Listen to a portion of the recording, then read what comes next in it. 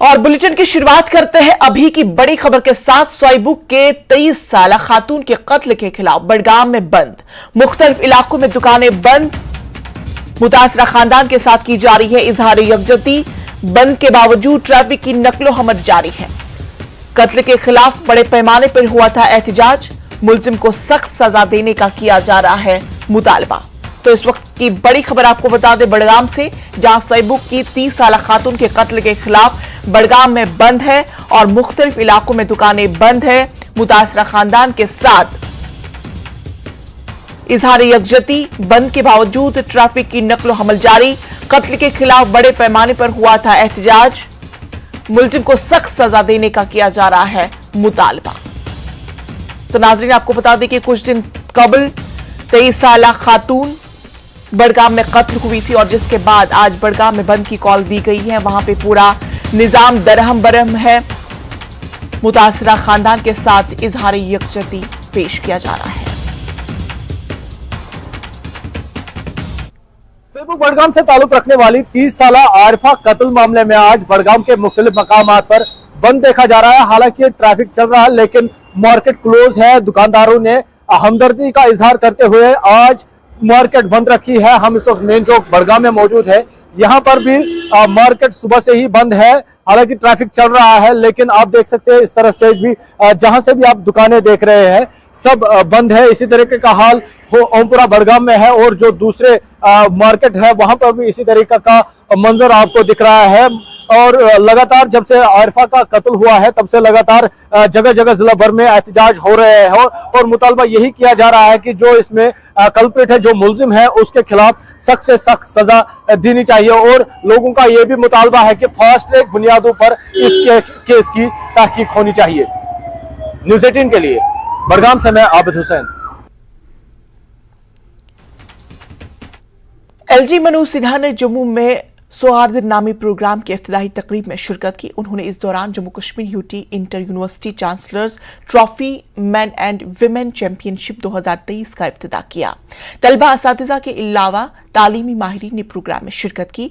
LG ने कहा कि नौजवानों को आगे बढ़ाने और खुद एतमादी बरकरार रखने के लिए भगवत गीता पढ़नी चाहिए। उन्होंने कहा कि श्री कृष्ण का पैगाम नौजवानों की हौसला अफजाई करेगा। जम्मू कश्मीर में नई तालीमी पॉलिसी तलबा को हर शोबे में सबकत हासिल करने का मौका फराहम कर रही है। और मुझे लगता है कि अब स्पोर्ट्स कोई एक्स्ट्रा करिकुलर एक्टिविटी नहीं है, बल्कि स्कूल, कॉलेज और यूनिवर्सिटी में मैथ, साइंस, सोशल साइंस की तरह कोर सब्जेक्ट के रूप में ही इसे माना जाना चाहिए।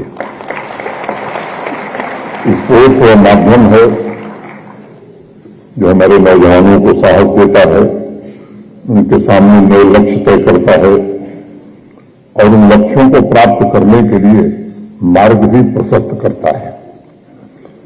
अगर आप हमारे देश में या दुनिया के शैक्षिक इतिहास को भी उठा करके देखेंगे तो शिक्षा का मतलब मात्र किताबों तक सीमित रहना नहीं रहा है।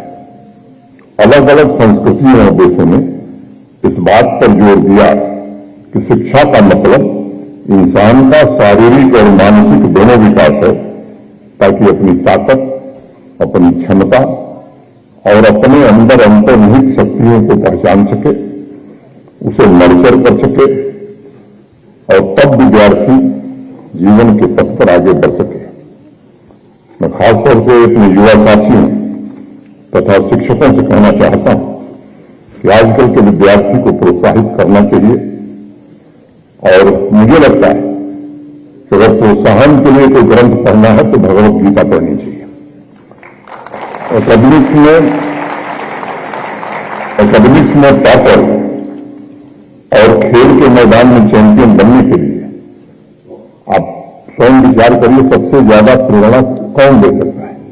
तो मुझे लगता है कि भगवान श्री कृष्ण से ज्यादा प्रेरणा किसी से मिल नहीं सकती है। एक गुरु के रूप में, एक गाइड के रूप में मुझे लगता है कि आत्मविश्वास की एक पराकाष्ठा है। एक गुरु इतनी हिम्मत करके अपने शिष्य को कहता है कि तुम सब कुछ छोड़ दो, मेरी शरण में आ। और कृष्ण जैसी हिम्मत हमारे यहाँ के सभी शिक्षकों ने आगे ये मैं समझता हूं कि ईश्वर से मैं प्रार्थना करता हूं, यही क्लासरूम में मैं देखना चाहता हूं, ताकि पूरे अधिकार से, पूरे हिम्मत से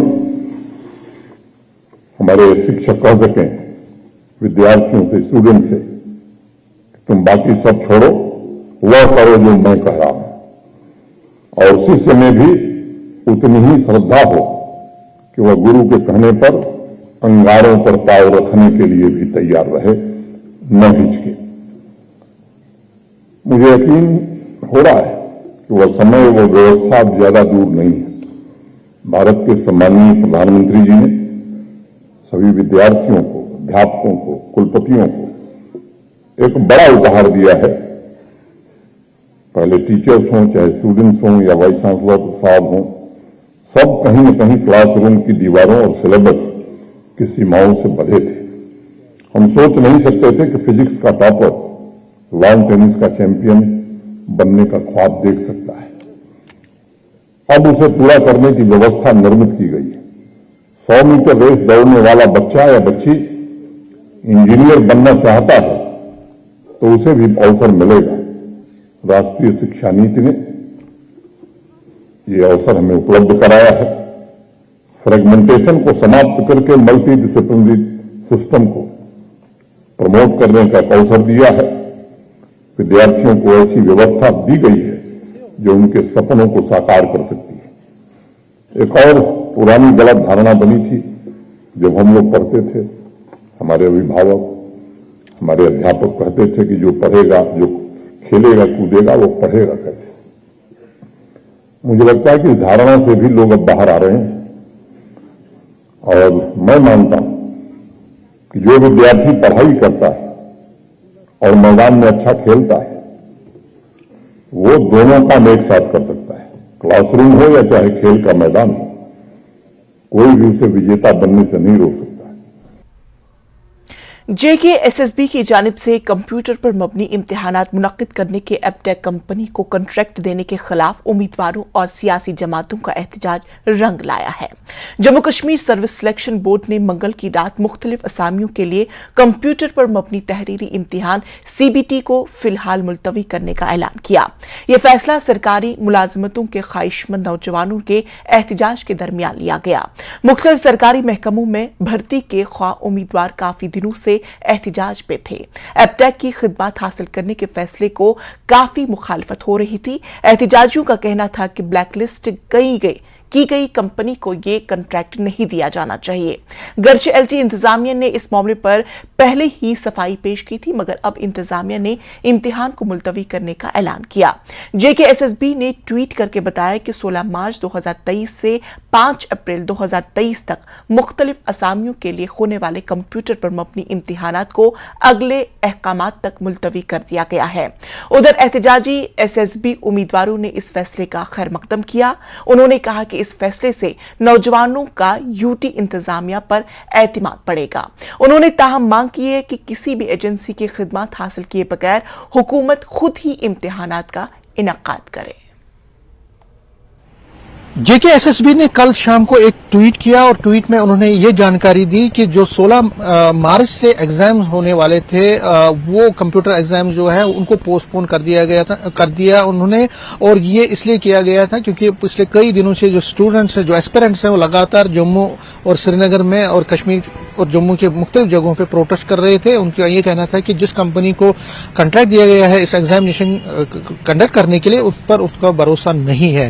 लेकिन JKSSB ने जो कल ट्वीट किया, उसके बाद स्टूडेंट जो है उनमें थोड़ा बहुत इत्मीनान पाया जा रहा है। जो एस्पिरेंट्स हैं उनमें हमारे साथ कुछ लोग हैं यहाँ।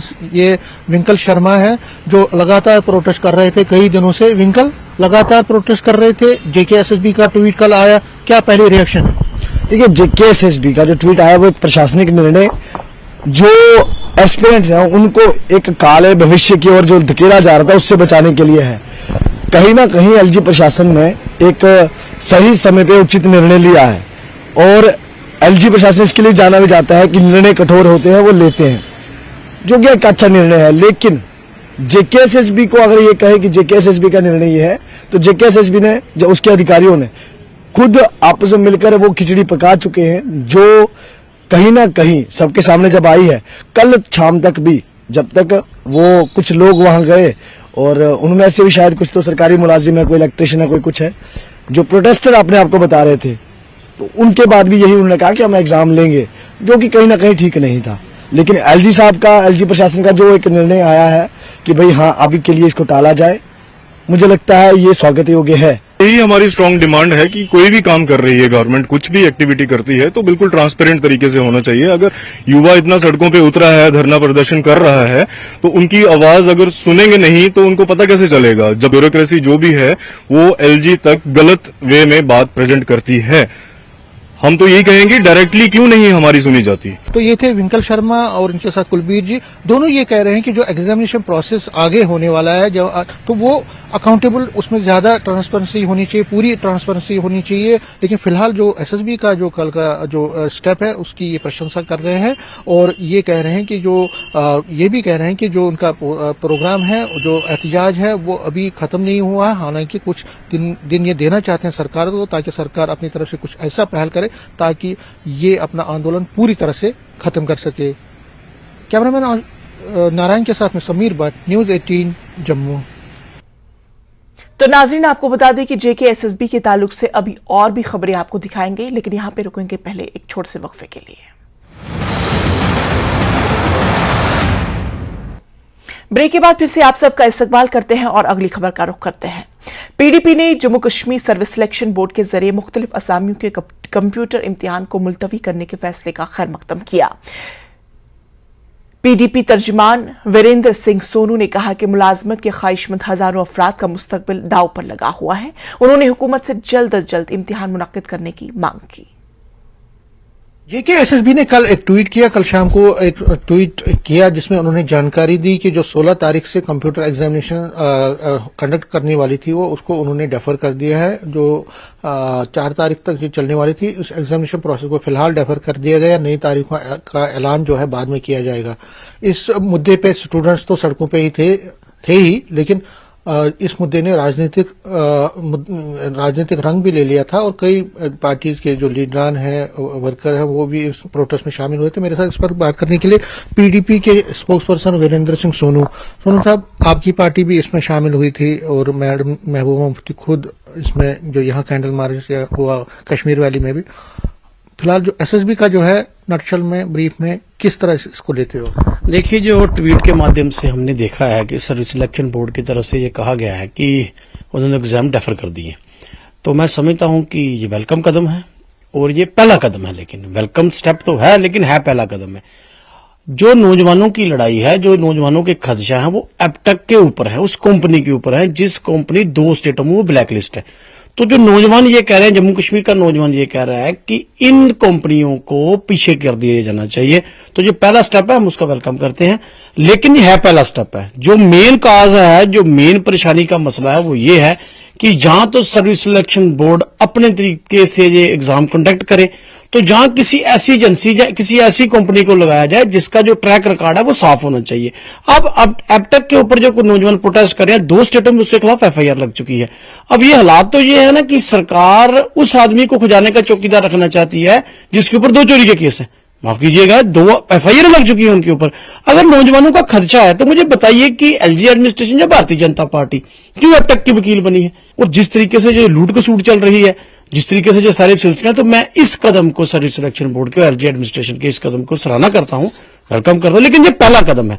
जो फाइनल कॉल है वो करनी चाहिए, जिसकी जो जड़ है उसके ऊपर जाना चाहिए। जो स्टूडेंट्स हैं वो ये भी कह रहे हैं कि ठीक है आपने डेफर कर दिया, लेकिन अब जल्द से जल्द एग्जामिनेशन, तो क्या पीडीपी डिमांड करती है कि जल्द से जल्द जो नए एग्जामिनेशन डेट है उसमें ज्यादा हम ये कह सकते हैं कि उसको ज्यादा पोस्टपोन नहीं किया, ज्यादा देर तक नहीं करना चाहिए? बिल्कुल, हम तो ये कहते हैं कि नौजवानों के साथ खिलवाड़ नहीं होना चाहिए। जल्द से जल्द आपने डेफर किया, 2-4-5 दिनों में आपने एक एग्जाम की डेट करें और ऐसी कंपनियों को बाहर का रास्ता दिखाएं। माँ बाप ने बच्चों को पढ़ाने के लिए बहुत सारे उन्होंने सेक्रीफाइस किए होते हैं अपने बच्चे को पढ़ाने के लिए। जो बच्चे आज पढ़ रहे हैं उनके माँ बाप से पूछ के देखिए, जो बच्चे आज अप्लाई कर रहे हैं उनके माँ बाप से पूछ के देखिए कि उन्होंने कितनी दुश्वारियां सही होगी, कितना कुछ अपना सेक्रीफाइस किया होगा उन बच्चों को पढ़ाने के, और वो भी चाहते हैं उनके बच्चे जो हैं वो सरकारी नौकरी में जाएं, देश की सेवा करें। तो हम भी चाहते हैं कि नौजवानों के साथ बनता हक जो है उनको मिलना चाहिए। अगर सरकार खुद ही ये करे, एग्जामिनेशन कंडक्ट करे, तो उसमें भी कोई गलत बात नहीं है, लेकिन अकाउंटेबिलिटी, ट्रांसपेरेंसी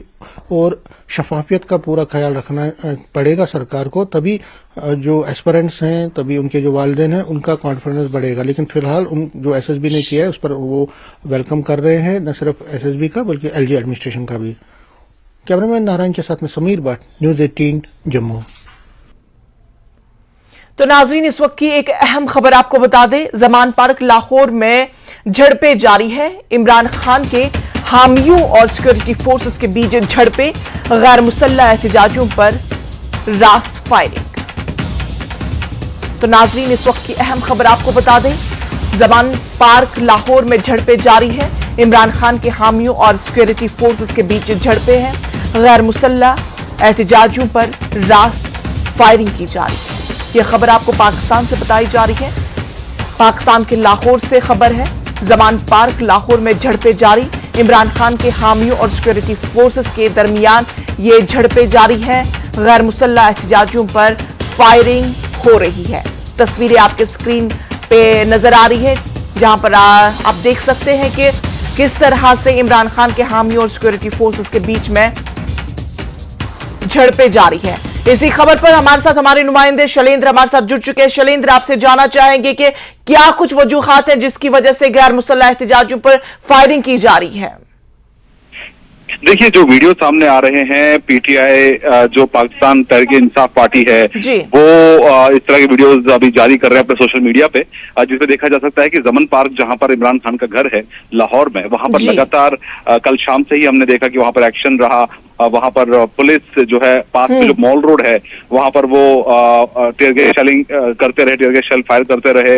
वाटर कैनन मौके पर मौजूद है और बड़ी तादाद में पुलिसकर्मी, चाहे वो लाहौर पुलिस के हो या फिर इस्लामाबाद पुलिस के, वहां पर मौजूद है। लेकिन अब ये भी खबरें आ रही हैं कि जो रेंजर्स हैं, पाकिस्तान रेंजर्स हैं, वो भी वहां पर पहुंच चुके हैं और इमरान खान को अरेस्ट करने के लिए वहां पर लगातार कोशिशें जारी है। लेकिन हमने देखा है कि लगातार पाकिस्तान जो समर्थक हैं इमरान खान की पार्टी के, जो सपोर्टर्स हैं, जो एक्टिविस्ट हैं, वो लगातार वहां पर डेरा डाले हुए हैं। वो अरेस्ट होना इतना आसान नहीं होगा पुलिस के लिए। लेकिन जो ताजा तस्वीरें आ रही हैं उसमें देखा जा सकता है कि डायरेक्ट फायरिंग हो रही है। हालांकि बताया जा रहा है कि अभी तक इसमें किसी के मारा जाने की खबर नहीं है, लेकिन जख्मी इसमें काफी लोग हुए हैं। इसमें कई पुलिसकर्मी भी जख्मी अब तक हुए हैं। जो एक टसल है वो लगातार चल रहा है। इसी बीच एक राहत की खबर ये भी है इमरान खान के लिए कि एक वारंट जो है उसको फिलहाल रोक दिया गया है कल तक के लिए। कोर्ट ने इस पर अभी रोक लगा दी है, सस्पेंड कर दिया इस वारंट को। लेकिन फिलहाल दूसरे वारंट के चलते जो है कार्रवाई अभी चल रही है, उसमें कोई कमी नहीं आई है। एक्शन हम लगातार देख पा रहे हैं जमन पार्क में, जहां पर इमरान खान ने हमने देखा आज उन्होंने कल देर शाम एक वीडियो भी जारी करके ये कहा कि उनके खिलाफ जो कार्रवाई हो रही है वो उसका कानून से कोई लेना देना नहीं है, बल्कि ये लंदन प्लान के तहत उन पर कार्रवाई हो रही है। यानी कि सीधा उन्होंने आरोप लगाया शहबाज शरीफ और नवाज शरीफ पर कि उनके खिलाफ जो कार्रवाई हो रही है उसके पीछे शहबाज शरीफ और जो नवाज शरीफ हैं वो इसके पीछे हैं, ताकि इमरान खान को अरेस्ट किया जा सके, उनकी पार्टी को कमजोर किया जा सके। लेकिन फिलहाल जो टसल हमें दिख रहा है जमन पार्क के आसपास में, वो फिलहाल खत्म होता नहीं दिखाई दे रहा है। तो चलिए शैलेंद्र, तमाम तर तफसीलात के लिए आपका बेहद शुक्रिया। अब देखने वाली बात होगी कि अब आइंदा वक्त में क्या कुछ चीजें सामने निकल कर आ जाएंगी। फिलहाल तफसीलात के लिए आपका बेहद शुक्रिया। एक तरफ जहां JKSSB की जानिब से कंप्यूटर पर मबनी तहरीरी इम्तिहान मुलतवी करने के ऐलान का खैर मकदम किया जा रहा है, तो वहीं जम्मू में SSB उम्मीदवारों के एक ग्रुप ने एहतजाजी मुजाहिरा किया। एहतजाजियों ने इम्तिहान मुलतवी करने के फैसले की मुखालफत की। उन्होंने वक्त पर इम्तिहानी अमल को मुकम्मल करने का मुतालबा किया। एहतजाजी उम्मीदवारों के इस ग्रुप ने वक्त पर सिलेक्शन लिस्ट जारी करने पर जोर दिया।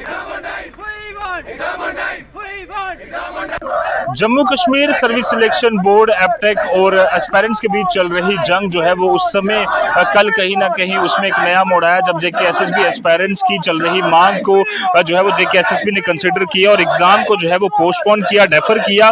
और उसके बाद से अगर हम बात करें तो कई सारे एस्पायरेंट जहां खुश नजर आए उस फैसले से लेकर, बट कुछ जो कैंडिडेट्स हैं वो ऐसे हैं जो कि जेकेपीएसआई और FAA Jammu Kashmir JE civils और अलग अलग एग्जामिनेशन ऑलरेडी दे चुके हैं और पिछले कई सालों से उम्मीद लगाकर बैठे हैं कि उनका एग्जामिनेशन प्रोसेस कंप्लीट हो और कहीं ना कहीं जो मेहनत उन्होंने की है उसको लेकर जो है वो एस्पायरेंट्स अपनी मेहनत जो है वो एग्जामिनेशन पेपर में वो जो है दे पाए कहीं ना कहीं, और जो पूरा प्रोसेस है वो कंप्लीट हो। और इनकी जो निराशा पिछले कई सालों से जो इनके हाथ लगी हुई है उसमें कहीं ना कहीं एक उजाले की किरण जो है इनको दिख रही थी, एग्जामिनेशन होगा बट वो फिर से जो है वो उसे डेफर कर दिया गया है उन एग्जाम्स को। कुछ एस्पायरेंट से हमसे बातचीत करेंगे, क्या कुछ कहना चाहेंगे जो एग्जामिनेशन प्रोसेस को डेफर किया गया है और ये कहा जा रहा है कि एपटेक कंपनी के खिलाफ भी जांच होगी, इस तरह की बातें चल रही है? सर सबसे पहले तो जो एपटेक की बात आ रही है, सर एपटेक जो एक कंपनी उन्होंने किया पूरी लीगल प्रोसेस है, जैसे चेयरमैन सर ने भी बोला है कि जो प्रोसेसेस फॉलो करनी चाहिए वो सारी फॉलो की गई हैं। हम एग्ज़ाम में बैठे थे, हमने सिक्योरिटी लेवल देखा है, बहुत अच्छा सिक्योरिटी लेवल था, ठीक है, जो मैंने आपको पहले भी एड्रेस किया है कि बहुत अच्छा सिक्योरिटी। हमें लगता है एग्ज़ाम पूरे अच्छे तरीके से कंडक्ट किया गया। ये बस हमें लगता है कि एक साजिश रची जा रही है कि जम्मू कश्मीर के यूथ को ना कि जॉब ही नहीं दे, बस ये फंसाए रखे, नहीं रिक्रूटमेंट में फंसाए रखे। हम बताओ हम कितनी बार एग्ज़ाम क्रैक करके बताएं? एक सिलेक्शन प्रोसेस में क्या चाहिए होता है, आप अपने आप को प्रूव करते हो। आप जब एग्जामिनेशन में बैठते हो आपको वहां पे अपने आप को प्रूव करना होता है कि आप उन बच्चों में आ रहे हो जितनी रिक्वायरमेंट है। होता क्या है, मैटर उठा के कोर्ट में डाल दिया जाता है या पब्लिक में डोमेन में ऐसा कर दिया जाता है कि ये इश्यूज हैं वो इश्यूज हैं। जो इश्यूज हैं वो छोटा सा एक इशू उन्होंने बनाया हुआ है एपटेक को लेके, जो कि बाकी सब ने क्लेरिफाई किया, चेयरमैन सर ने डाला और जेकेएसएसबी ने भी कुछ अप्रीहेंशन है तो उसको क्लियर किया जाना चाहिए, उस पर जांच होनी चाहिए, जो बच्चे हर एक तरीके से आपको भी बिठाया जाए उनको बिठाया जाए। जी सर, उसमें कोई दिक्कत नहीं है। एलजी सर ने बोला कि अगर आपके पास कुछ है आप बताइए आगे आके। कोर्ट में अगर जो चल रहा है अभी, जैसे मैं आपको एक चीज़ और क्लियर कर दूं इंपॉर्टेंटली, जुडिशरी को लग रहा है कि ये सबको एस्पिरेंट बन रहे हैं, ये सारे एस्पिरेंट हैं। Now today I am declaring on your channel कि हम भी कोर्ट जा रहे हैं। Today we are filing the case in the high court and this our affidavits, और हम ये कोर्ट में फाइल कर रहे हैं with the response sheet what marks we get in that, हम ये हाई कोर्ट में डाल रहे हैं। बच्चों को पेपर से 20, 25, 30 दिन पहले पता था एसआई के कि एपटेक एग्जाम ले रही है। कोई बच्चा कैंडल मार्च में नहीं आया सर, आप कवर किया, आपको पता है कोई प्रोटेस्ट नहीं हुआ, कोई कुछ नहीं हुआ। 5 को एग्जाम शुरू हुआ तब कोई बच्चा इस तरह से नहीं बैठा कि इस एपटेक से पेपर नहीं देना। तब भी तो एपटेक पे जो ब्लैक लिस्ट है बहुत पहले का एलिगेशन है उसके ऊपर, तब तो किसी ने नहीं बोला। 20 तारीख को पेपर खत्म हुआ तब भी किसी ने नहीं बोला। 31 तारीख को जब की आई तो उसके बाद इनको लगा कि जो एपटेक है वो ब्लैक लिस्टेड है। तो सर देखिए, अब मैं आपको यहाँ से, ये टोटली एक प्रोपेगेंडा है। मैं आपको बताना चाहूंगा प्रोपेगेंडा कैसे। सर देखिए, इसमें क्या होता है, जिन बच्चों के मार्क्स बन गए वो हमेशा ही 2%, 3% होंगे। आपको पता है सर, 1.25 लाख बच्चा अगर एग्जाम दे रहा है, अगर 1,20,000 बच्चा एग्जाम दे रहा है तो 1,19,000 की नौकरी नहीं लगनी है, ये श्योर है, क्योंकि सिर्फ 1000 पोस्ट है। वीडियो जर्नलिस्ट साहब भट्ट के साथ नेट वेटिंग के लिए जम्मू से सिंहपोरा पटन बारामूला में सिक्योरिटी फोर्सेस ने लश्कर तैयबा TRF दहशतगर्दों के एक साथी को गिरफ्तार किया है। इसके कब्जे से AK-47 के 71 राउंड बरामद किए गए हैं। पुलिस, फौज और SSB ने एक नाका चेकिंग के दौरान ये गिरफ्तारी अमल में लाई। इसकी पहचान अली मोहम्मद भट्ट साकिन बोनी जुकल आरमपुरा पट्टन के तौर पर हुई है। पुलिस ने इस सिलसिले में केस दर्ज कर लिया है।